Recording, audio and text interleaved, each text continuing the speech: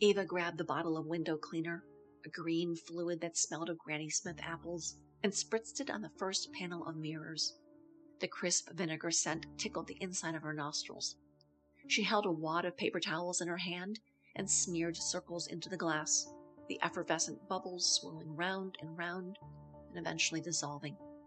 She pulled the stepladder parallel to the mirrored wall, stepped onto the third rung, and repeated these motions.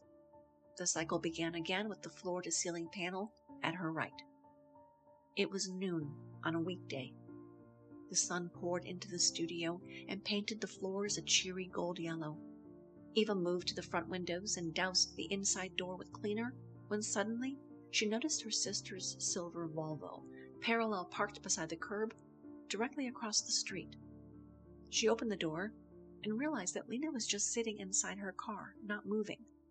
She had no idea how long Lena had been parked there.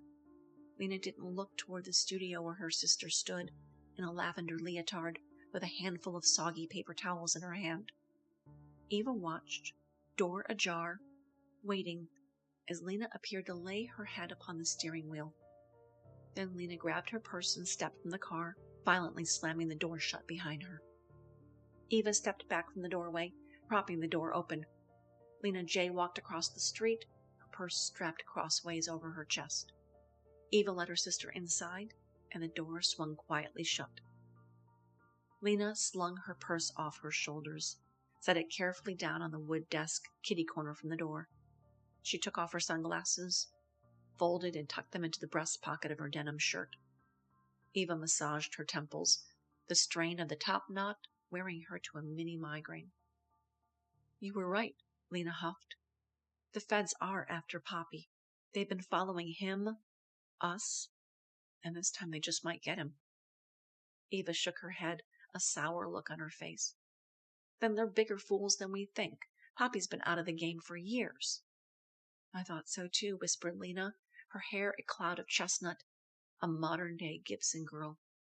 Nonetheless, there was nothing soft or sentimental about her that afternoon. "Shut up." Eva crossed her arms over her chest. "It was a long time ago, and they just..." She rubbed her lips together. "Poppy's done nothing." "Poppy had been killed," Lena muttered spitefully. Eva glowered at her with menace. She stood up straighter, her torso stretching with each eternal second that crawled. She inched close to Lena on sock-clad feet, leaned in, and kissed her sister on the cheek. Eva leaned further inward, further still, until the pair were virtually neck to neck. She whispered, "Get the fuck out of here." Lena's knees buckled, and she put her hand upon her cheek where the kiss still lingered. Then she grabbed her purse, scooped up her keys, and rushed out into the afternoon light. She scurried across the street to her car, started the engine, and jutted away.